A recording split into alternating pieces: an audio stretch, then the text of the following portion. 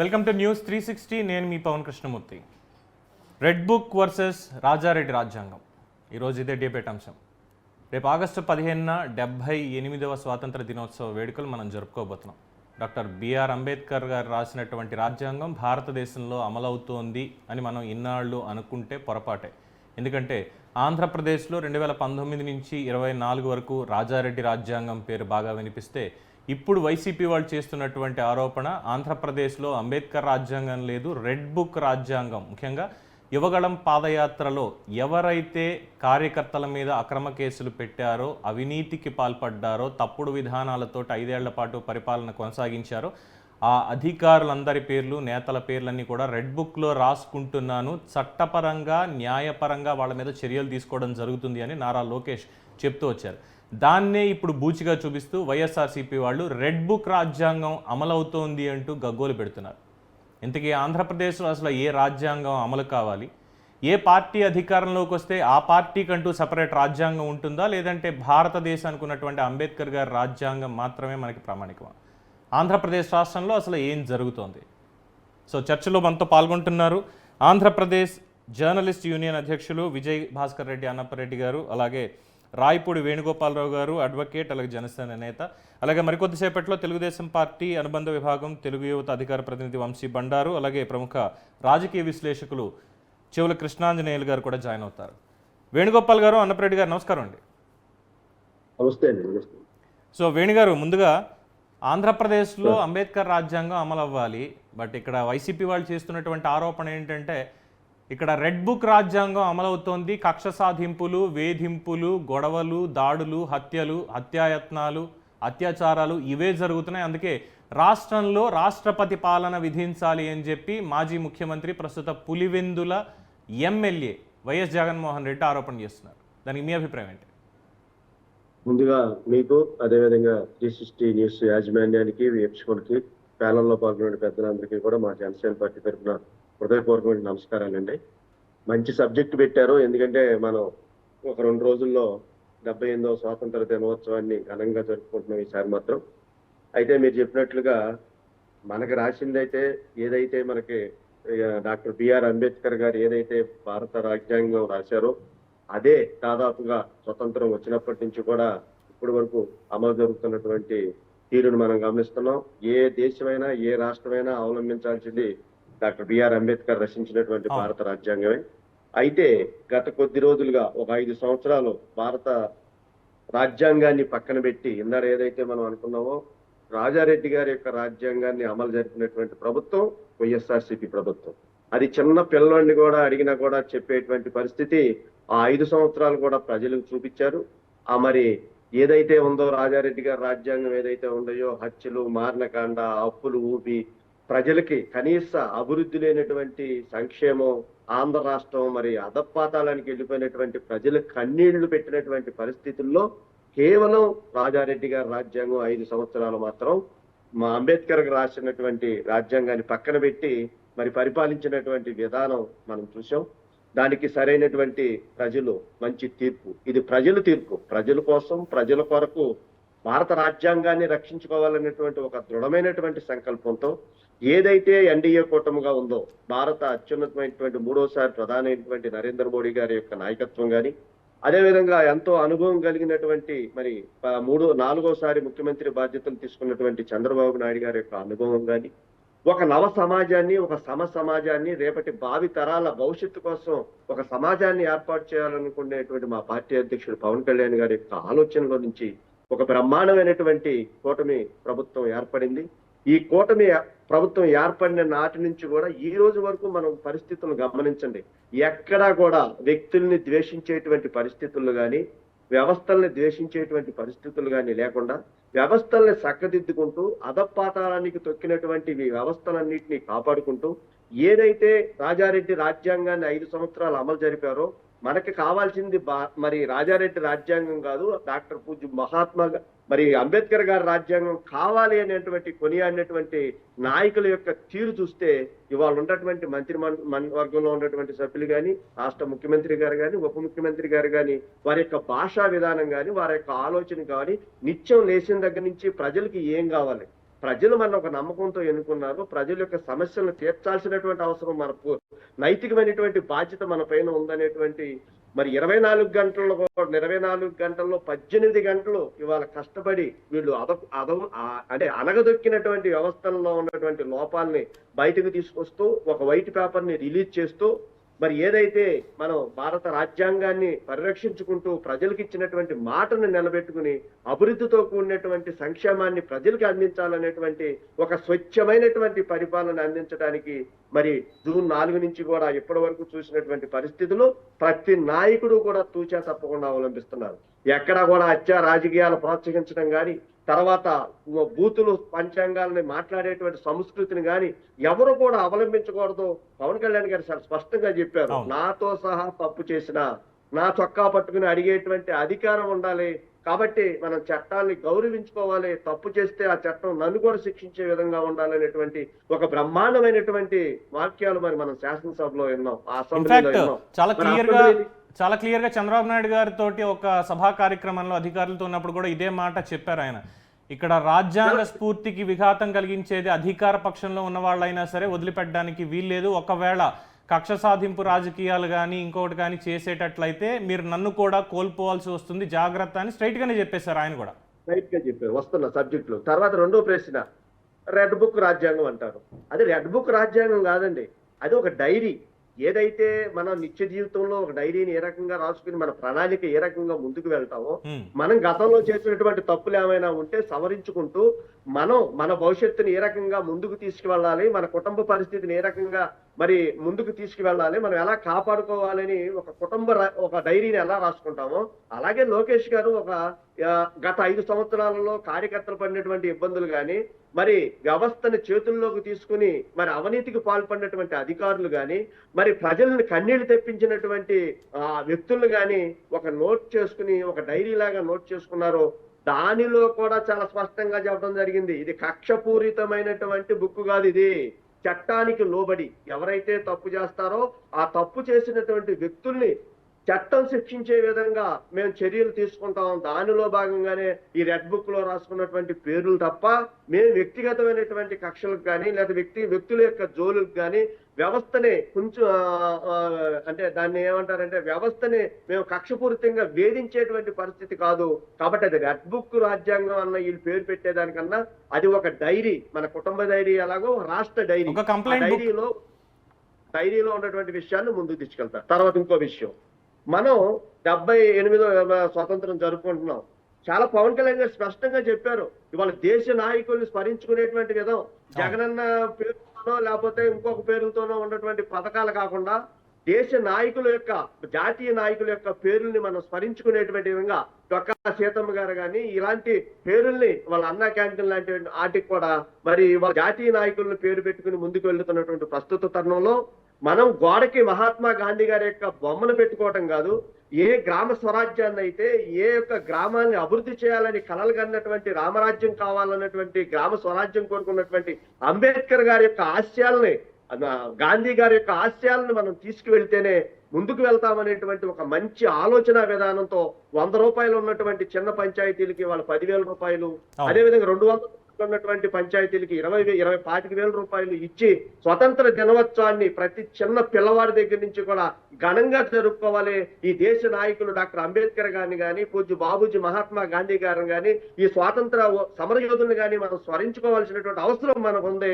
కాబట్టి ఈ దోవలో మనందరం వెళ్దామని చెప్పి ఒక దిక్సూచిలాగా పనిచేస్తున్నటువంటి పవన్ కళ్యాణ్ గారి యొక్క మాటల ప్రకారం చూస్తే తప్పకుండా ఏదైతే మన రాజారెడ్డి గారి రాజ్యాంగాన్ని తొంగలో తొక్కి భారత రాజ్యాంగాన్ని అమలు చేయడానికి కంకణం కట్టుకున్నటువంటి నాయకులు కంకణం ముందుకు తీసుకెళ్లేటువంటి పరిస్థితులు ఉన్నాయి. కాబట్టి ఈ ఆంధ్ర రాష్ట్రం సుభిక్షంగా మరి అభివృద్ధితో కూడినటువంటి సంక్షేమం ప్రజలకు ఏ అవసరాలు కావాలో తప్పకుండా రాజ్యాంగం ప్రకారంగా ప్రతి ఒక్క హక్కుల్ని స్వతంత్రాన్ని స్వేచ్ఛని ఇస్తూ పరిపాలన చేస్తారనేటువంటి విషయాన్ని మాత్రం మేము 78వ స్వతంత్ర దినోత్సవం సందర్భంగా మీ 360 న్యూస్ ఛానల్ ద్వారా మేము ప్రజలకు తెలియజేస్తాం. అదేవిధంగా నేను మళ్ళీ మీ దగ్గరికి వస్తాను వేణు గారు, ఒక్క నిమిషం.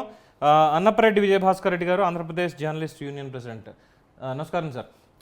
రాష్ట్రంలో 2019-24 పరిస్థితులు, అలాగే గత 2 నెలలు, కేవలం 2 నెలలే అయింది ఇంకా ఈ అధికారంలోకి వచ్చి, పరిపాలనలో ఏముంది ఏంటి అనేది చూసుకుంటూ, అధికారులను బదిలీలు జరుగుతూ, కొత్త వాళ్ళని రిక్రూట్ చేసుకుంటూ, ఆర్థిక పరంగా కావచ్చు, ఇక ఏ ఆస్పెక్ట్ తీసుకున్నా, ఏ రంగం తీసుకున్నా అన్నిట్లోనూ ఆడిటింగ్ చేయించుకుంటూ అసలు రాష్ట్ర పరిస్థితి ఏంటి అనే దాని మీద ముందుకు వెళ్తున్నటువంటి పరిస్థితి.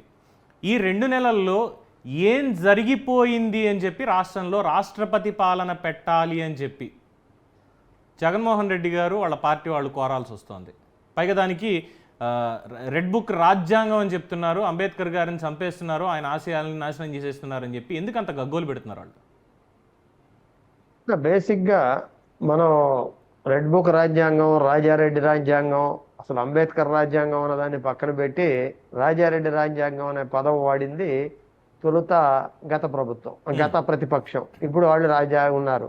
అదే సమయంలో అసలు రాజ్యాంగం అనే పదానికి పర్యాయ పదాలు సృష్టించడం అలవాటు చేసుకోవటం అంటేనే ఏదో విపరీత ధోరణి, రాజ్యాంగానికి మించి విపరీత ధోరణి ప్రభుత్వాలు కానీ ప్రతిపక్ష కానీ అలవర్చుకుంటేనే వస్తూ ఉన్నాయి. సరే, అదే సమయంలో ఇక రెడ్ బుక్ అనేది ఇప్పుడు మరి వేణుగోపాలరావు గారు చాలా సౌమ్యంగా, సున్నితంగా, చాలా పద్ధతిగా చెప్పారు. అంటే ఇప్పుడు ఒక జర్నలిస్ట్ యాంగిల్లో కనుక దాన్ని విశ్లేషించి చెప్పాల్సి వస్తే, జర్నలిజం కూడా ఇవాళ బైఫర్కేట్ అయిపోయినటువంటి సందర్భంలో బేసిక్గా ఇక్కడ చూస్తుంది ఏంటంటే, రాజ్యాంగం అది అంబేద్కర్ రాసిన రాజ్యాంగం అనే అనుకుందాం. రాజ్యాంగం పాలకులకు మితిమీరిన స్వేచ్ఛ ఇచ్చినట్టుగా కనపడతా ఉంది. మితిమీరిన స్వేచ్ఛ అంటే ఇన్ ద సెన్స్, అది పాలకులు, గత ప్రభుత్వం కావచ్చు, ఈ ప్రభుత్వం కావచ్చు, పాలకులు అనుకున్న విధంగా రాజ్యాంగంలో ఉన్నటువంటి లూప్ హోల్స్ని ఉపయోగించుకొని తమకు అనుగుణంగా మార్చుకొని రాజ్యాంగాన్ని అమలు చేసేటువంటి పరిస్థితిని దాన్ని ఎవరికి వాళ్ళు అప్పట్లో రాజారెడ్డి రాజ్యాంగం అన్నారు, ఇప్పుడు రెడ్ బుక్ రాజ్యాంగం అన్నారు. సరే, అది రెడ్ బుక్ అనేది అదేదో పెద్ద విషయమేం కాదండి. దానిలో మేము చిన్న చిన్న గుర్తులు రాసుకున్నాం, దాంట్లో చాలా సౌమ్యంగా ఉన్నాం.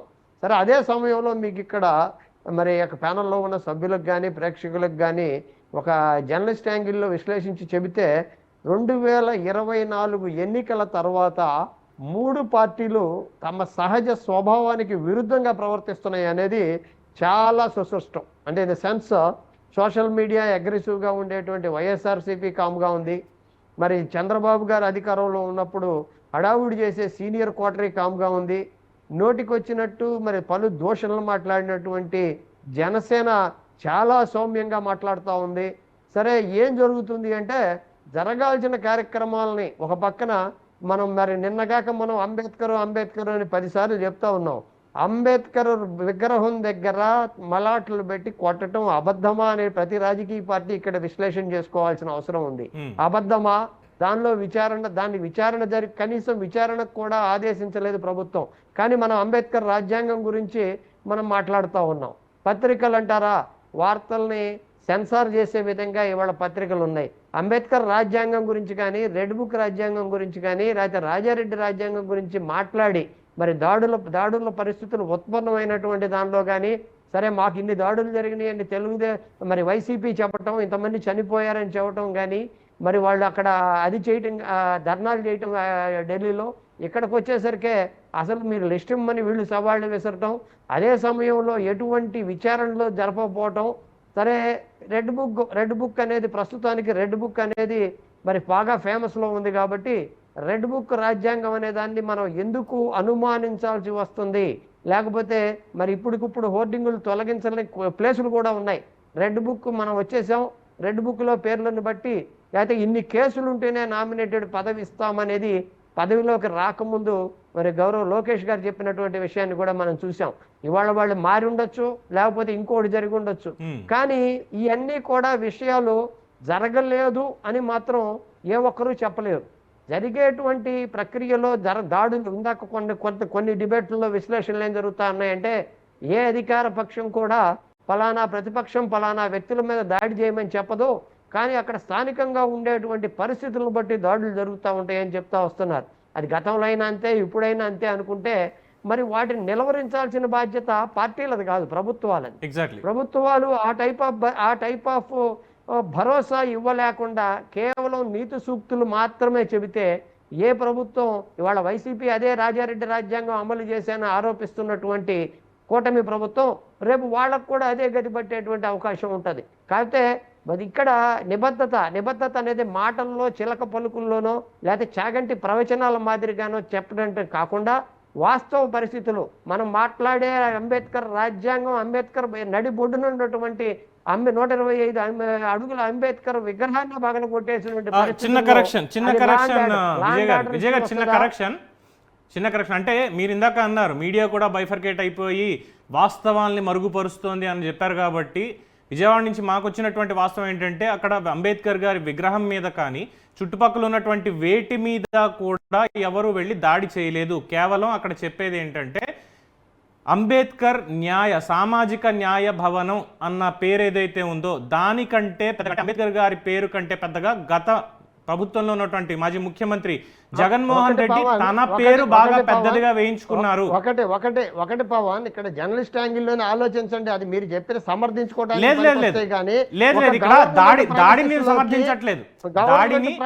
లోకి మిమ్మల్ని కాదు నేనేది, వాళ్ళు ఎవరైనా సమర్థించుకోవడానికి పనికొస్తుందేమో కానీ ఒక గవర్నమెంట్ ప్రెమిసెస్ లోకి అగంతకులు ప్రవేశించి ఇటువంటి పని చేయాల్సిన, చీకట్లో చేయాల్సిన పని అది ల్యాండ్ ఆర్డర్ అంబేద్కర్ 100% పోలీస్ శాఖ వాళ్ళు విచారణ చేయాలి, విచారణ చేసి బయటికి తీసుకురావాలి, అందులో డౌట్ లేదు. కూడా ఆదేశించిన దాఖలాలు ఇంతవరకు లేవు. అయితే దీనికి వైఎస్ఆర్సీపీ వాళ్ళని మనం మిగతా విషయాలు చెప్పే ముందు అంబేద్కర్ గురించి పదే చెప్పే ముందు అంబేద్కర్కి అది కారణం ఏదైనా కావచ్చు, ఎవరి కారణాలు అని చెప్పొచ్చు, కానీ ఈ విషయం మీద అదే పారదర్శకంగా వేణుగోపాలరావు గారు చెప్పినంత పారదర్శకంగా అంబేద్కర్ విషయంలో ఏమన్నా అక్కడ ఏమన్నా జరుగుంటే మేము విచారణ జరిపిస్తామనే మాట కూటమి ప్రభుత్వం నుంచి ఇంతవరకు రాలేదు. కరెక్ట్. అయితే దానికి మంత్రి చెప్పారు, వీరాంజనేయ స్వామి గారు చెప్పారు, కొల్లు రవీంద్ర గారు మాట్లాడారు, మీడియా ముఖంగా మాట్లాడి చెప్పారు. అక్కడ కేవలం జగన్మోహన్ రెడ్డి దళితులకు చేసిన అన్యాయం ఏదైతే అంబేద్కర్ గారి పేరు మీద ఉన్నటువంటి పథకాలకి పేరు తీసేసి నేనే న్యాయం చేశాను అంతా నేనే అన్నట్టుగా ఆయన పేరు పెట్టుకున్నారు కాబట్టి ఆయన్ని ఇష్టపడిన వాళ్ళు ఎవరో ఆ జగన్మోహన్ రెడ్డి అనే పేరుని మాత్రమే తీసేశారని చెప్పారు. అదే విషయాన్ని ముందుగానే తెలియజెప్పి అఫీషియల్ గానే చేస్తే బాగుండేదిగా. కరెక్ట్, అది కూడా వాస్తవం, అది కూడా పాయింట్ టు బి నోటెడ్. అయితే అదే నిజమైతే అదే అంటే ఎక్కడా కూడా లోపాయికారి వ్యవహారాలు జరుగుతూ ఉన్నాయి, అది ప్రభుత్వాల తల మీదకు వస్తున్నాయి అనేటువంటిది అందరూ గుర్తెరగాల్సిన విషయమే. అసలు అటువంటి ప్రెమిసెస్ లోకి ఆగంతకులు అనేవాళ్ళని వెళ్ళదు కదా, ప్రభుత్వం అనుమతి లేకుండా అనేటువంటిది కూడా ఆలోచించాల్సిన విషయం. విచారణ అది ఏంటంటే అది చాలా సెక్యూర్డ్ ప్లేస్ గా అనుకున్నప్పుడు రేపు ఎక్కడైనా జరగవచ్చు. సరే, ఇక రాజ్యాంగపరమైన విషయాలు అణగదొక్కేటువంటి విషయాలు. విజయ్ గారు ఒక చిన్న పాయింట్ ఇక్కడ మెన్షన్ చేయాల్సింది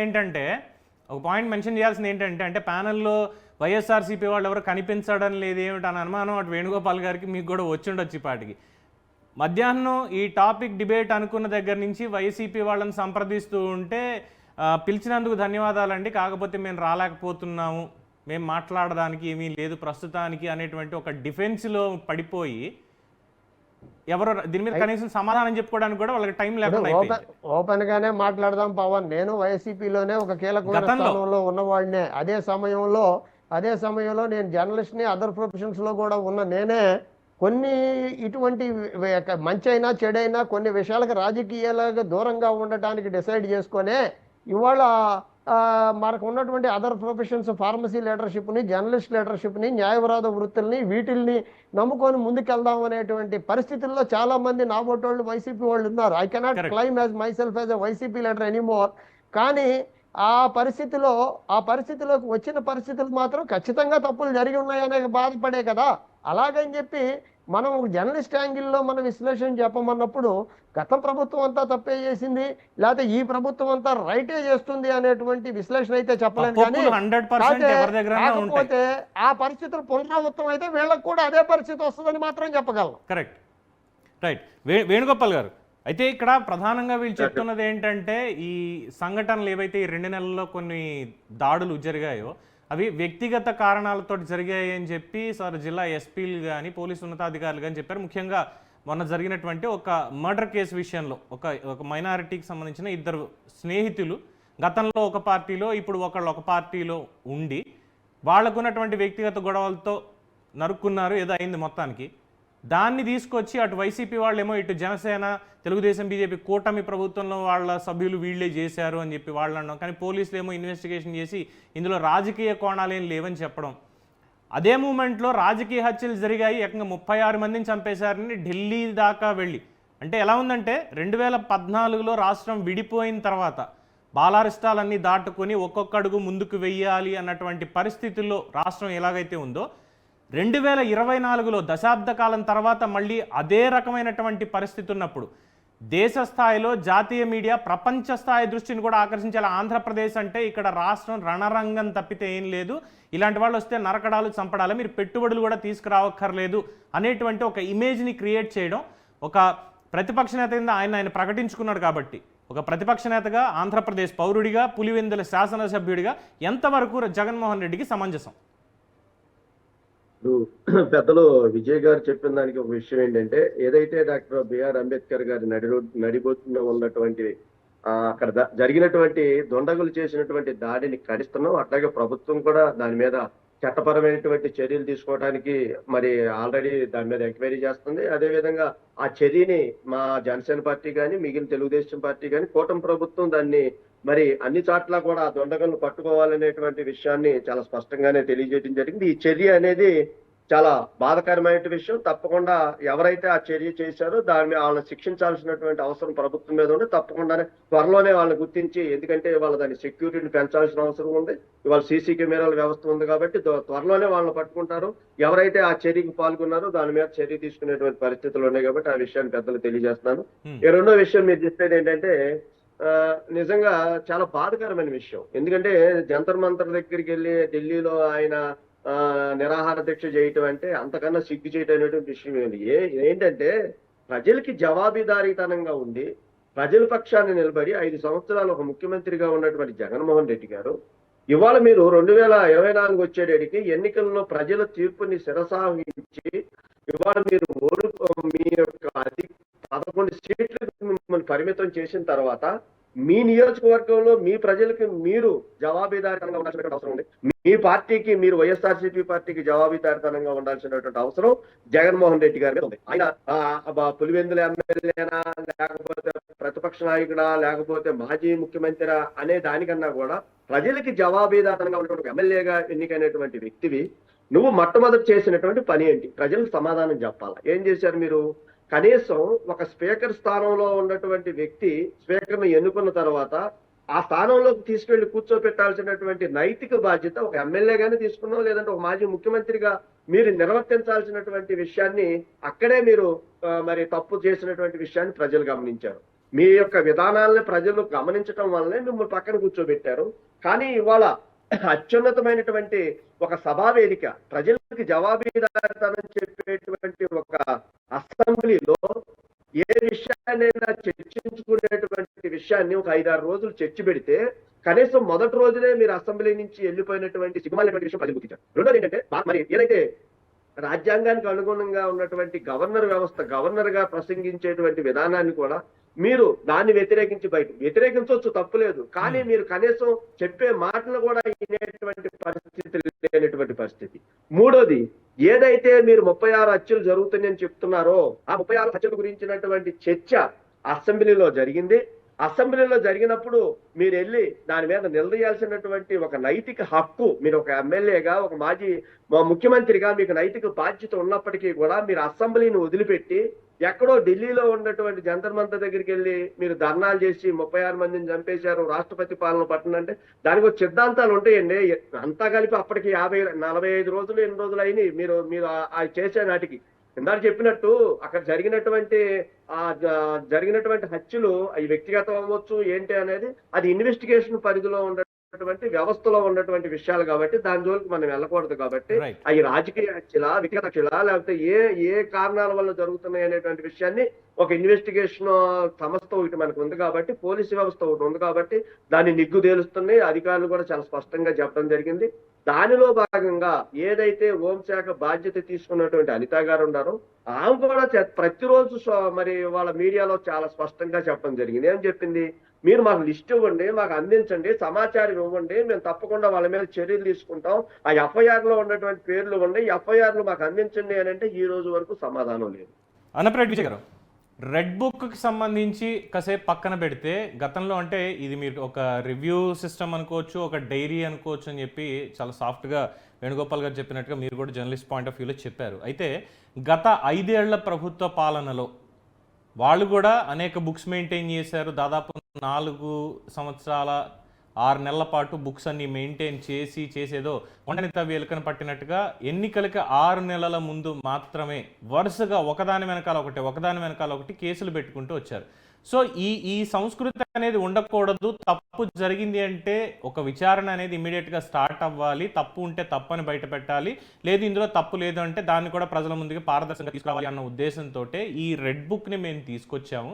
ఇందులో కేవలం ఎవరైతే విధి విధానాల్ని తప్పి ప్రవర్తించారో వాళ్ళ పేర్లు మాత్రమే నోట్ చేసుకోవడం జరిగింది అనేది లోకేష్ దాదాపుగా 1.5 ఏళ్ల నుంచి చెప్తూనే వస్తున్నాడు.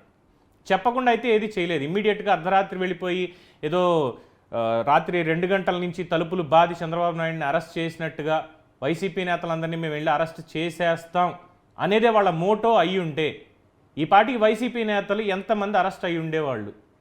సో అది ఇప్పటివరకు జరగలేదు. అంటే ఇది కేవలం ఒక రివ్యూ సిస్టమ్గా పెట్టుకొని ఒక ఎగ్జాంపుల్గా దాన్ని చూపించాలనుకుంటున్నారు అనేది తెలుగుదేశం పార్టీ వాళ్ళు చెప్తున్నటువంటిది. సో వైసీపీ ఎందుకు అంత భయపడిపోవాల్సి వస్తుంది? రెడ్ బుక్ అన్న దాని మీద కోర్టుకు కూడా వెళ్ళారు కదా. ఈ చర్చ రాజ్యాంగ పరంగా ఉంటే బాగుంటుంది, పార్టీల పరంగా అనవసరం. ఎందుకంటే ఇందిరాగాంధీని జనతా ప్రభుత్వం వేధించిందా, లేకపోతే మోడీ గారు ఇవాళ ఈడీ సిబిఐల ద్వారా ప్రభుత్వాలను వేధిస్తున్నారా, ఇటువంటి విషయాలన్నీ కూడా భారతదేశంలో రాజ్యాంగానికి అతీతంగానే జరుగుతున్నటువంటి చర్చలుగా భావిస్తున్నటువంటి తరుణంలో ఇది వైసీపీ టీడీపీ మధ్య లోకలైజ్ చేసి మాట్లాడటం వల్ల రాజ్యాంగపరమైనటువంటి చర్చ అసలు పక్కదారి పట్టిపోతుందేమోనని నా వ్యక్తిగత అభిప్రాయం. కరెక్ట్. ఎందుకంటే ఓవరాల్గా రాజ్యాంగం, ఇందాక ఒక మాట చెప్పాను నేను, రాజ్యాంగం రాసినప్పుడే ఇప్పుడు ఒక చట్టంలో న్యాయం జరుగుద్దా అంటే చట్టంలో లూప్ హోల్ తెలిసిన వాడికి గెలుస్తున్నాడు తప్పితే న్యాయం జరిగిందా లేదా అనేది మన జ్యుడిషియరీ సిస్టంలో కూడా లేదు. అలాగే రాజ్యాంగంలో ఉన్నటువంటి లొసుగులు ఏవైతే ఉన్నాయో దాన్ని బాగా అవపోసన పట్టుకున్న వాళ్ళు అధికారంలో ఉన్నప్పుడు తన ప్రత్యర్థి పార్టీలని లేకపోతే బలహీనుల్ని వాళ్ళ గతాన్ని చేసినటువంటి సందర్భాలే అనేకం. దానికి వైసీపీ కానీ లేకపోతే బీజేపీ కానీ లేకపోతే ఇంకొక పార్టీ కానీ ఆ పాత రోజుల్లో కాంగ్రెస్ కానీ ఎవరు కూడా అతీతులు కారు. వీటన్నిటికీ ప్రధానమైన కారణం ఇవాళ టీడీపీ పెట్టలేకపోనివ్వండి, గతంలో వైసీపీ పెట్టలేకపోయిందన్నా, వీటన్నిటికీ కారణం ఇవాళ బీజేపీ తన కనుసన్నల్లో మరి అటు చంద్రబాబు గారిని ఇటు జగన్ గారిని లేకపోతే మిగతా రాష్ట్ర ప్రభుత్వాల అవినీతి పరం అనేటటువంటి పదాలు వాడుతున్నటువంటి ముఖ్యమంత్రులు కానీ వీళ్ళందరినీ చెప్పు చేతల్లో పెట్టుకోవడానికి మేజర్ కారణం ఏంటి అంటే రాజ్యాంగ పరంగా తనకు ఉన్నటువంటి హక్కులు అనేటువంటి పదాన్ని వాడుకుంటూ రాజ్యాంగాన్ని తనకు అనుకూలంగా మార్చుకొని తనకు రాజ్యాంగపరమైనటువంటి అధికారాలను చెలాయిస్తూ వస్తుందే కానీ రాజ్యాంగంలో కూడా అసలు అందరూ మర్చిపోయినటువంటి ప్రధానమైనటువంటి విషయం ఏంటంటే అటు న్యాయశాస్త్రంలో కానీ రాజ్యాంగపరమైన విషయాల్లో కానీ నైతికత మిస్ అయిపోయినాక నేను చేసేది రైట్ అని చెప్పుకోవటానికి రాజ్యాంగంలో ఒక అవకాశం దొరుకుద్ది. న్యాయశాస్త్ర పరంగా కూడా నేను చేసేది చాలా కరెక్టు, చాలా చట్టపరంగా చేస్తున్నాను అని చెప్పుకునే అవకాశం ప్రతి రాజకీయ పార్టీకి, ప్రతి అధికారంలో ఉన్నవాడికి, ఒక మెట్టు పైన ఉన్నవాడికి నేను చేసేది చాలా కరెక్టు అని చెప్పుకునేటువంటిది ఆ మాటని చెల్లుబాటు చేసిన అవకాశం రాజ్యాంగం తెలియకుండానే కల్పించింది. ఇంట్రడక్షన్ కామెంట్స్ లో కూడా అదే చెప్పింది. అంటే ఇప్పుడు ఆంధ్రప్రదేశ్లో ఈ రాజ్యాంగాన్ని అపహాస్యం చేసేలాగంటే ఒక 5 ఏళ్ల అధికారంలో ఉన్న వాళ్ళేమో ఇప్పుడు ప్రతిపక్షంలోకి వచ్చేసరికి దానికి ఇంకొక పేరు పెట్టడం, లేదు ఆ రోజు జరుగుతున్నటువంటి ఒక పేరు పెట్టడం. వీళ్ళ కక్ష సాధింపుల చర్యలకు రాజ్యాంగం అపహాస్యం అని వాళ్ళు మాట్లాడిన తప్పే, వీళ్ళు మాట్లాడిన తప్పే. ఇది ఎప్పుడో కూడా అపహాస్యం రాజ్యాంగం అయిపోయింది. కల్పించినటువంటి తప్పనే అంటారు. రాజ్యాంగం పేరు తీసుకొచ్చి రాజ్యాంగాన్ని ఇవాళ వీళ్ళు ఇద్దరు అపహాస్యం చేస్తున్నారనే చెప్పాలి. రాజ్యాంగం పేరు చెప్తున్న వాళ్ళు రాజ్యాంగం అయిపోయిందండి, వేరే రాజ్యాంగం నడుస్తుందని చెప్పేవాళ్ళు తప్పే. గతంలో వైసీపీ చేస్తున్న తప్పే, ఇవాళ టీడీపీ చేస్తున్న తప్పే. తాము చేయాల్సినటువంటి పనులు నైతిక నిబద్ధత మేరకు లా అండ్ ఆర్డర్ కానీ చేయాల్సినటువంటి వ్యక్తిగత కక్ష సాధింపులకు వెళ్ళమని ఏ రాజ్యాంగం చెప్పలా. దాన్ని సమర్థించుకునే అవకాశం అధికార పార్టీలో ఉన్నవాడికి ఉంటుంది. దాన్ని విమర్శించేటువంటి ఆలోచన విధానం ప్రతిపక్షంలో ఉన్నవాడు ఉంటుంది. కింద మెట్టోడికి రాజ్యాంగం అవహేళన అవుతుందంటాడు. లేదు, నేను రాజ్యాంగబద్ధంగా చేస్తున్నాను. చూసేవాడికి చట్టపరంగా న్యాయశాస్త్ర పరిధిలో రెండు కరెక్టే అనిపించే విధంగా పై మెరుగులతోటి వ్యవహారాన్ని చక్కదిద్దుకోవడానికి రెండు వర్గాలు అలవాటు పడిపోయిన సమాజం ఇప్పుడు చూస్తున్నాం. రైట్. మనతోటి ప్రముఖ రాజకీయ విశ్లేషకులు చెవుల కృష్ణాంజనేయ గారు కూడా జాయిన్ అయ్యారు డిబేట్ లో. నమస్కారం సార్. నమస్తే పవన్ గారు, ప్యానల్ మెంబర్స్ అందరికీ నమస్కారం. సో డిస్కషన్లో ఏంటంటే రెడ్ బుక్ వర్సెస్ రాజారెడ్డి రాజ్యాంగం అనేది ఆల్రెడీ మీకు చెప్పడం జరిగింది క్లియర్గా. సో వేణుగోపాల్ గారు జనసేన నేతగానే కాకుండా అడ్వకేట్గా ఆయన అభిప్రాయాలను ఆయన చాలా క్లియర్గా చెప్పారు. అలాగే ఒక జర్నలిస్ట్ ప్లస్ అడ్వకేట్ కింద అనపరెడ్డి గారు ఆయన అభిప్రాయాన్ని పార్టీలకు అతీతంగా ఆయన చెప్పుకుంటూ వచ్చారు. అయితే ఆంధ్ర రాష్ట్ర ప్రజలకి దీని మీద మీరేం చెప్తారు? ఎందుకంటే ఇప్పుడు వైఎస్ఆర్సీపీ వాళ్ళు చేస్తున్నటువంటి రాష్ట్రంలో అర్జెంటుగా రాష్ట్రపతి పాలన పెట్టేయాలి, పాలన గాడి తప్పింది, శాంతి భద్రతలకు విఘాతం ఏర్పడిపోయింది, రాష్ట్రంలో కేవలం మానభంగాలు, మర్డర్లు ఇవన్నీ జరుగుతూనే ఉన్నాయి, ఈ కూటమి ప్రభుత్వం అనేది అసలు ఒక్క నిమిషం కూడా ఉండడానికి వీలు లేదు అని చెప్పి జగన్మోహన్ రెడ్డి గారి స్టేట్మెంట్. నిన్న మొన్న జరిగినటువంటి ఎందుకంటే వాళ్ళ వ్యక్తిగత జీవితాల విషయాలు మనకు అవసరం లేదు, బట్ అక్కడికి కూడా దీన్ని తీసుకెళ్లి రాష్ట్రపతి పాలన పెట్టాలి, వాళ్ళ వ్యక్తిగత జీవితాలకు కూడా కలిపి. ఇది వారు చేసినటువంటిది. సో ఇంతకీ ఇక్కడ రాజ్యాంగం అపహాస్యం జరుగుతోంది అని ప్రతి ఒక్కళ్ళు కూడా అంటున్నారు. రెడ్ బుక్ వర్సెస్ గతంలో ఉన్నటువంటి పరిపాలన, అంటే వాళ్ళు పెట్టినటువంటి పేరు రాజారెడ్డి రాజ్యాంగం, మీరేమంటారు దానికి? పవన్ గారు, ప్రతి ఎన్నికల సమయంలో కూడా ఒక పార్టీ అధికారంలో వస్తుంది, ఇంకొక పార్టీ ఓడిపోయేది. కొన్ని ప్రాంతాలు ఎన్నికల సమయంలో జనరల్గా సో కృష్ణాంజనేయులు గారిది కొంచెం ఆడియో బ్రేక్డౌన్ అయ్యేటట్టు ఉంది, ఒకసారి మళ్ళీ స్టార్ట్ అవుతారు. అయితే ప్రజలందరూ కూడా గమనిస్తున్నటువంటి అంశం, సరే అన్నపరెడ్డి గారు చెప్పినట్టుగా పార్టీలకి అతీతంగా మాట్లాడిన సంఘటనలు ఇప్పటివరకు మనం చూసాం. పార్టీల పరంగా మాట్లాడాలి అంటే మేము అధికారంలో ఉన్నాం కాబట్టి మేము ఏం చేసినా ఓకే, మేము చేసిందే న్యాయం. ఇది 2019 నుంచి 24 వరకు ఆ ప్రభుత్వంలో చూసాం. అంటే దళితుల మీద దాడులు కావచ్చు, డాక్టర్ సుధాకర్, కిరణ్, వరప్రసాద్ శిరోమణనం జరిగి రాష్ట్రపతి భవన్ దాకా, అయ్యా నేను నక్సలైట్లలో కలిసిపోతా, నాకు ఇక్కడ ఇంత అవమానం జరిగింది, నాకు న్యాయం జరపకపోతే నేను నక్సలైట్లలో కలిసిపోతా అనేటువంటి స్టేట్మెంట్స్ కూడా వచ్చిన తర్వాత రాష్ట్రపతి భవన్ నుంచి డైరెక్ట్గా ఉత్తర్వులు గవర్నర్కి, గవర్నర్ కార్యదర్శి వీళ్ళందరికీ వచ్చి నాకు మొత్తం ఇన్ అండ్ అవుట్ ఏం జరిగిందో తెలియాలి, మొత్తం చెప్పండి అంటే ఈ రోజు దాకా వరప్రసాద్ శిరోమండనం కేసు విషయంలో ఏమీ జరగలేదు. అలాగే దళిత డ్రైవర్ సుబ్రహ్మణ్యం, పెద్దల సభ అని పనికి మాలిన వెధవలను అక్కడికి పంపిస్తున్నాం. I'm sorry to say, media ముఖంగా ఈ మాట అనకూడదు కానీ అనాల్సి వస్తుంది. ఎమ్మెల్సీగా ఉన్నటువంటి అనంతబాబు, అక్కడ జరిగింది ఏంటో పోలీసులు ఇప్పటిదాకా చెప్పలేదు. సరే ప్రభుత్వం మారిన తర్వాత ఇప్పుడు పోలీసులు ఏమైనా దాన్ని తీసుకొచ్చి చెప్పారా అంటే అది కూడా ఏమీ మనకి తెలియలేదు. సో అప్పుడు జరిగినటువంటి ఘటనలకు ఇప్పుడు న్యాయం జరుగుతుందా అంటే న్యాయం చేయడానికి పోలీసులు ప్రయత్నిస్తున్నారు అని చెప్పి ప్రభుత్వం చెప్తూ ఉంటే, లేదు మమ్మల్ని మళ్ళీ ఇక్కడ బలిపశువులు చేస్తున్నారు అని చెప్పి గత ప్రభుత్వంలో ఉండి ఇప్పుడు ప్రతిపక్షంలో ఉన్నటువంటి వాళ్ళ ఆరోపణలు చేస్తూ వస్తున్నారు. సో కృష్ణాంజనేయులు గారు, సో వీటన్నింటినీ తీసుకుంటే వినపడుతుందండి? ఎస్, క్లియర్ ఉంది సార్, చెప్పండి. ఇప్పుడు సహజంగా గతంలో ఉన్న సంప్రదాయం ఏంటంటే ఎలక్షన్ టైంలో జనరల్ గా రాజకీయ పార్టీల మధ్య గొడవలు జరుగుతాయి. కొన్ని ఫ్యాక్షన్ ఏరియాల్లో రాయలసీమ, పల్నాడు వంటి చోట్ల ఎలక్షన్ తర్వాత 1-2 ఘర్షణలు జరిగేదానికి అవకాశం ఉంది. ఆ తర్వాత అయిపోతుందండి. రాజకీయ వ్యవహారం అనేది దాదాపుగా ఉండదు, ఎవరి పని వాళ్ళు చేసుకుంటారు. రాజకీయ పార్టీలు కూడా గెలిచినటువంటి పార్టీ అధికారంలో ఉంటుంది, పాలన చేస్తే ప్రతిపక్ష పార్టీ మళ్ళీ ఒక 5 సంవత్సరాలు ప్రజల తరఫున పోరాటం చేయటమో, ప్రజల తరఫున మాట్లాడటమో, వ్యవహారం చేసి మళ్ళీ గెలుపు కోసం ప్రయత్నం చేయటం, ఇది ఉన్నటువంటి సంప్రదాయ రాజకీయం. నాకు తెలిసి 2019 ఎన్నికల తర్వాత జగన్మోహన్ రెడ్డి ఏమనుకున్నారంటే 151 సీట్లు వచ్చేసరికల్లా 175కి ఇంకేముంది, ఇక నేనే ఇక్కడ కింగుని, ఇక రాజ్యాంగం లేదు, ఏం లేదు, ప్రజాస్వామ్యం కూడా లేదు, కాబట్టి 25 సంవత్సరాలు నేనే పరిపాలిస్తాను అనేటువంటి ధోరణిలో ఆయన ఇక్కడ ఆంధ్రప్రదేశ్లో ఇంకొక పార్టీ ఉండకూడదు, ఇంకో నాయకుడు ఉండకూడదు అనేటువంటి ధోరణిలో పార్టీ ఆఫీసుల మీద దాడులు, ప్రతిపక్ష నాయకులు ఆ ఇళ్ల మీద దాడులు, ఇవన్నీ కూడా జరిగినటువంటి పరిణామం అయితే మాత్రం ఒక పరిధి దాటి వ్యవహరించినటువంటి పరిస్థితి అయితే 2019 నుంచి 24 వరకు ఉంది. గతంలో లేదా అంటే ఆ స్థాయిలో మాత్రం గతంలో ఎప్పుడు లేనే లేదు. అయితే ఆ సమయంలో ఒక పరిధి దాటి వ్యవహరించినటువంటి వైఎస్ఆర్ కాంగ్రెస్ పార్టీ అప్పుడు ప్రతిపక్షంలో ఉన్నటువంటి తెలుగుదేశం పార్టీకి సంబంధించినటువంటి విషయంలో ఎస్ మేము అధికారంలోకి వస్తాము, మేము కూడా ఒక రెడ్ బుక్ రాసుకుంటున్నాము, దీంట్లో ఇప్పుడు ఎవరైతే అధికార పక్షానికి ఒత్తాసు పలికేటువంటి అధికారులు, అధికార పార్టీలో పరిధి దాటి వ్యవహరించేటువంటి నాయకులు, వీళ్ళందరూ అతి తెలుస్తామనేటువంటి ఇప్పుడు ఆ సమయంలో నారా లోకేష్ కూడా యువగళం పాదయాత్ర సందర్భంగా మాట్లాడాడు.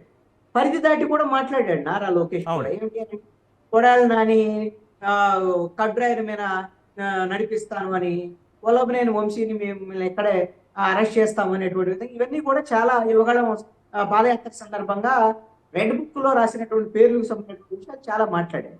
ఆ రోజు ఉన్నటువంటి పరిస్థితి ఏమిటి అని అంటే తెలుగుదేశం పార్టీ క్యాడర్ ని వాళ్ళు డిమోరలైజ్ అయ్యేటువంటి పరిస్థితి ఉంది. ప్రభుత్వం ఏమో దాడులు చేస్తుంది, ప్రభుత్వానికేమో పోలీసులు ఒత్తాసు పలుకుతున్నటువంటి పరిస్థితి.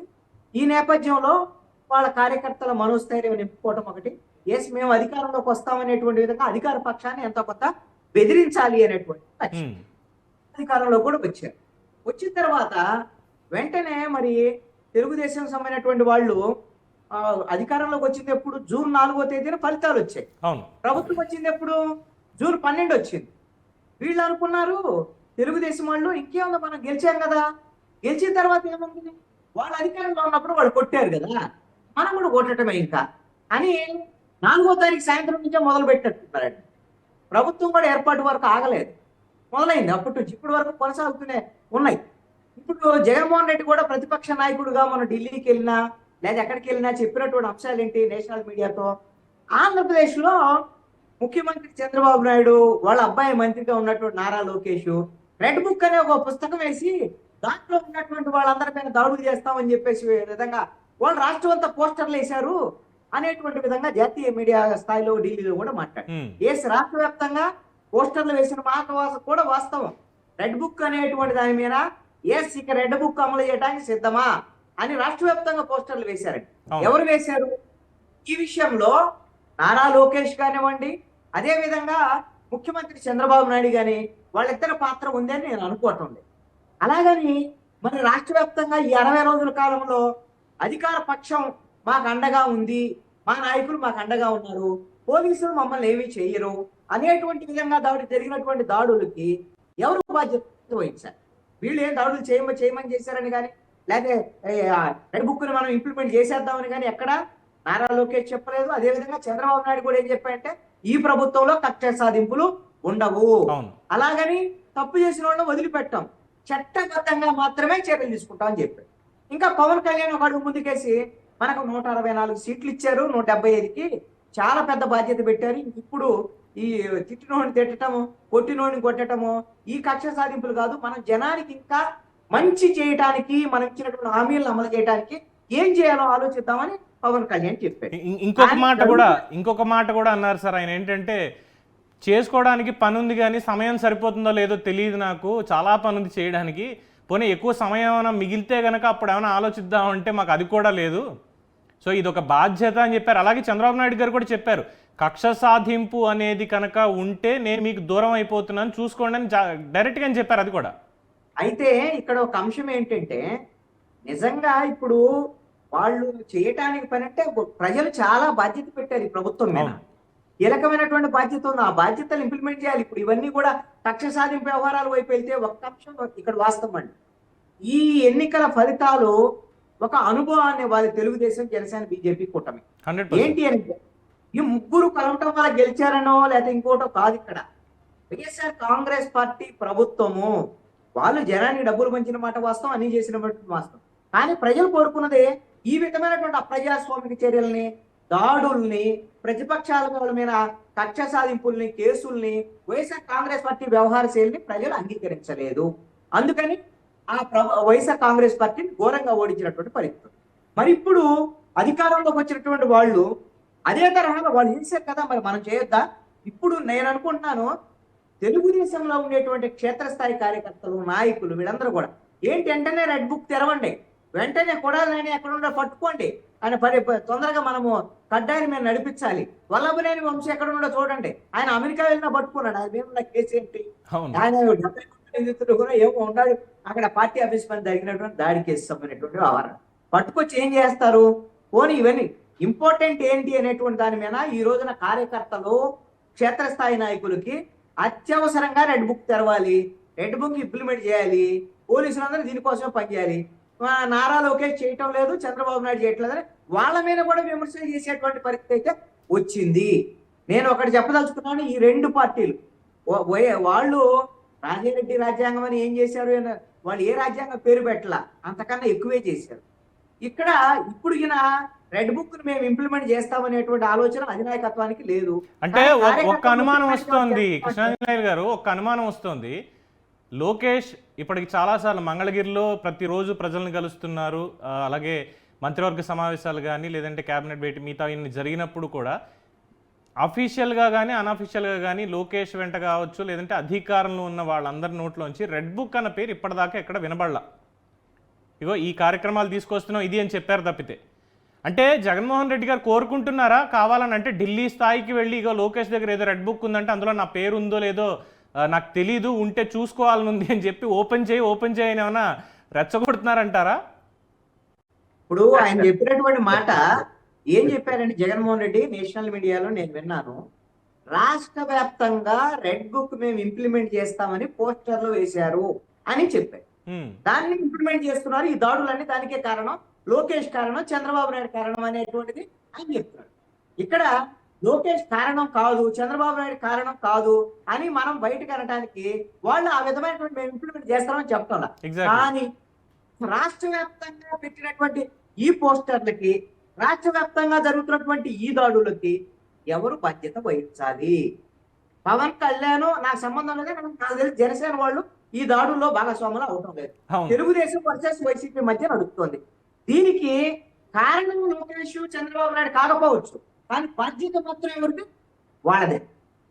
వాళ్ళు 2 నెలల కాలంలో జరుగుతున్నటువంటి పరిణామాలు, జగన్మోహన్ రెడ్డి చెప్పినట్టు 36 చెక్కులు కాకపోవచ్చు, 500 మంది ఆత్మహత్యలు చేసుకొని ఉండకపోవచ్చు వీళ్ళ వల్ల, ఒత్తిడి వల్ల, లేకపోతే 1200 మీద దాడులు జరిగి ఉండకపోవచ్చు. సంఖ్య అంతా కానండి, గత ప్రభుత్వ హయాంలో ఏ తరహాలో అయితే దాడులు జరిగాయో, హత్యలు జరిగాయో, వేధింపులు ఉన్నాయో, ఈ 2 నెలల కాలంలో ఇక్కడ చిన్న మాట కృష్ణాంజనేయులు గారు, సరే ఇక్కడ పార్టీ అన్నది తీసేద్దాం, ఇందాక అన్నపరెడ్డి గారు చెప్పినట్టు పార్టీ అన్నది తీసేద్దాం. నేను కొన్ని పేర్లు మీకు వినిపిస్తాను, మీకు కూడా తెలుసు అవి. డాక్టర్ సుధాకర్ కావచ్చు, చీరాల కిరణ్ కుమార్ కావచ్చు, సీతారాం వరప్రసాద్, డ్రైవర్ సుబ్రహ్మణ్యం, వీళ్ళు ఏ పార్టీకి చెందిన వాళ్ళు కాదు, వీళ్ళు సామాన్య ప్రజలు, అందులోనూ దళిత సామాజిక వర్గానికి చెందినటువంటి వాళ్ళు. వీళ్ళ మీద దాడులు చేసినటువంటి వాళ్ళని, వీళ్ళకి అన్యాయం చేసినటువంటి వాళ్ళని చట్టపరంగా మా ప్రభుత్వం వస్తే శిక్షిస్తాము, ఇందులో నేను నోట్ చేసుకున్నాను అని చెప్పడం రాజ్యాంగ విరుద్ధమా, చట్ట విరుద్ధమా, లోకేష్ చేసిన తప్ప? ఎస్, ఇది కరెక్ట్ పాయింట్కి వచ్చారు. ఎస్, శిక్షిస్తా అంటే ఏం చేయాలండి? ఇప్పుడు నారా లోకేష్ ఇంప్లిమెంట్ చేయటానికి రెడ్ బుక్ లో రాసుకో, ఎక్కడైనా రాసుకో, ఏం చేయాలో చెప్పండి. మీకు ఒక ఉదాహరణ చెప్తాను. మీరు చెప్పిన పేర్లన్నిటితో పాటుగా అబ్దుల్ సలాం కుటుంబంతో సహా ఇంత లిస్ట్ ఉంది. వివేకానంద రెడ్డి గారి పేరు కూడా ఉంది అందులో. 5 ఏళ్ల పాటు ఈ చర్చ అంతా ఉంది. అందుకే వైఎస్ఆర్ కాంగ్రెస్ పార్టీని ఓడించి ప్రజలు శిక్షించారు. కానీ నిజంగా నారా లోకేష్ కి ఆ రెడ్ బుక్ ని ఇంప్లిమెంట్ చేయాలనే ఆలోచన ఉంది. వాళ్ళందరికీ కూడా న్యాయం చేయాలనుకుంటే ఏం చేయాలి చెప్పండి? అధికారం వచ్చింది, ప్రభుత్వం ఉంది, తెలుగుదేశం, జనసేన, బీజేపీ కూటమి ఉంది. ఈ ప్రభుత్వంలో సుధాకర్ సంబంధించినటువంటి ఆయన చనిపోవటానికి కారణమైనటువంటి ఘటనల మీద సిబిఐ విచారణకి ఈ ప్రభుత్వము ఆదేశించాలి. జరిగింది సార్, సిబిఐ విచారణ జరిగింది. డిపార్ట్మెంట్ లో ఉన్న వాళ్ళే దీనికి కారణం అయ్యారని కూడా గతంలో సిబిఐ రిపోర్ట్ వచ్చింది, కానీ చర్యలు మాత్రం లేవు. ఇప్పుడు ప్రభుత్వం వచ్చిందంటే వైఎస్ఆర్ కాంగ్రెస్ పార్టీ ప్రభుత్వం అధికారంలో ఉన్నప్పుడు చర్యలు ఉండవు, లేవు. కాబట్టే కదా 5 ఏళ్ల పాటు అవన్నీ లిస్టు చెప్పే కదా వైఎస్ఆర్ కాంగ్రెస్ పార్టీని ఓడించమని దళితులను అడిగి వాళ్ళని అడిగితే వాళ్ళందరూ ఓడించారు. ఈ రోజున ప్రభుత్వం వచ్చింది. సుధాకర్ కుటుంబానికి చేసేటువంటి న్యాయం ఏంటి? ఆ కేసు విషయంలో సిబిఐ విచారణ జరుపుతారా, సిఐడి విచారణ జరుపుతారా? అదే విధంగా గుండు గీసినటువంటి కిరణ్ కుమార్ వరప్రసాద్ సంబంధించినటువంటి కేసు విషయంలో అతను సిబిఐ ఎంక్వైరీ చేయమని చెప్పేసి ఆల్రెడీ కోరి ఉన్నాడు. దాని మీద ఏమైనా ఎంక్వైరీ చేస్తుందా ఈ ప్రభుత్వము? అదే విధంగా అబ్దుల్ సలాం కుటుంబానికి సంబంధించినటువంటి విషయంలో అప్పుడు ప్రభుత్వం హత్యలు అవన్నీ కూడా దాని మీద ఏమైనా కేసు రీఓపెన్ చేసి ఏమైనా విచారణ చేస్తారా? ఇప్పుడు ఏ కేసు పెట్టారంటే జగన్మోహన్ రెడ్డి మీద హడావుడిగా రఘురామకృష్ణరాజు కొట్టారు. ఇది మర్చిపోయాం సార్ అసలు. కేసు పెట్టారు కదా, ఇప్పుడు మళ్ళీ కేసు రీఓపెన్ చేశారు. దళితులకు సంబంధించినటువంటి చేయాల్సినటువంటిది అది కదా. ఎగ్జాక్ట్లీ. సో నేను ముగ్గురు ప్యానలిస్టుల్ని కూడా అడుగుతున్నాను మీ అభిప్రాయాన్ని. రఘురామకృష్ణరాజు గారికి సంబంధించి అంటే ఆయన ఒక వ్యక్తి కాదు, ఒక మాజీ ఎంపీగా, ప్రస్తుతం ఒక ఎమ్మెల్యేగా ఉన్నారు. ఎమ్మెల్యేగా పక్కన పెట్టేద్దాం. ఒక మెంబర్ ఆఫ్ పార్లమెంట్గా రాష్ట్ర సిఐడి పోలీసులు కేవలం ప్రభుత్వంలో చేస్తున్నట్టు పనులు తప్పుగా ఉన్నాయి అని విమర్శించినందుకు కస్టోడియల్ టార్చర్కి గురి చేయడం, ఏకంగా ఆర్మీ హాస్పిటల్ దాకా వెళ్ళడం, సుప్రీంకోర్టు దాకా వెళ్ళడం, ఇవన్నీ జరిగాయి. ఇంకా ప్రాణాపాయం తప్పితే ఏం మిగలలేదు ఆయనకి. సో అన్నీ బయటపడ్డారు. ఇప్పటికీ ఆ కేసుకు సంబంధించి ఆయనే ఒంటరిగా పోరాడుతున్నాడు. మొన్న కూడా కోర్టు నుంచి ఈ పోలీస్ అధికారులని తీసుకోండి అని చెప్పి కూడా వచ్చాయి ఆర్డర్స్ అనేది. వాళ్ళ విశ్లేషణ ఇవన్నీ కూడా కావాలి, వాళ్ళ దగ్గర నుంచి ఆన్సర్స్ కావాలి అని చెప్పి. ఇక తదుపరి అరెస్ట్ అని చెప్పి చెప్తుంటే వచ్చేటువంటి పేర్లు పివి సునీల్ కావచ్చు, లేదు అంటే ఇతరత్ర ఉన్నటువంటి సిఐడి చీఫ్, ఇతరత్ర ఉన్నవాళ్ళు, వీళ్ళందరూ ఎక్కడున్నారు అనేది తెలియట్లేదు. కోర్టుకి వెళ్ళి మాకు ముందస్తు బెయిల్ కావాలని అడుగుతున్నారు. కానీ రఘురామకృష్ణరాజుకి మాత్రం బెయిల్ రద్దు చేయాలన్న కేసు ఇప్పటికీ ఆ పిటిషన్ నడుస్తూనే ఉంది. అన్నప్రెడ్డి గారు మీరేమంటారు దానికి?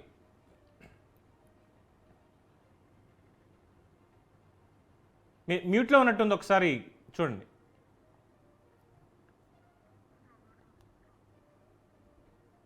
అన్నప్రెడ్డి విజయ్ గారు మ్యూట్లో ఉంది.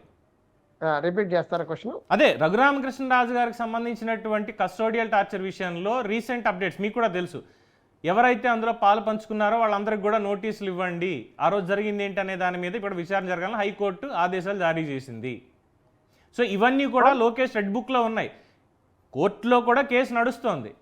సో దీన్ని చూపించి ఇక్కడ రెడ్ బుక్ రాజ్యాంగం అమలైపోతోంది, రఘురామకృష్ణరాజు మమ్మల్ని ఏదో తిట్టేశాడు, వచ్చేసాడు, దాని గురించి ఇలాగా అని చెప్పి వీళ్ళు మళ్ళీ పోస్టర్లు వేయడం ఇవన్నీ చేసుకుంటూ వస్తుంటే నన్ను ఎలా దీన్నే పరిస్థితులు అన్వయించుకోవటం అంటారు. ఎందుకంటే ప్రభుత్వం ఆ రోజు కేసు పెట్టింది, పార్టీలు కాసేపు పక్కన పెడదాం. ఆ రోజు ప్రభుత్వం రఘురామకృష్ణరాజు గారిని వేధించింది. ఈ రోజు ప్రభుత్వం ఆ ప్రభుత్వం చేసింది తప్పు అని అదే ప్రభుత్వ లాయర్లు మళ్ళా కోర్టుకు చెప్తా ఉన్నారు. అదే అధికారులు ఆ రోజు తాము చేసింది తప్పు అని కోర్టులో నెగ్గించుకోగలిగారు తమ వాదనని. ఇవాళ అదే అధికారులు కోర్టు దగ్గర దోషులుగా నిలబడుతున్నారు.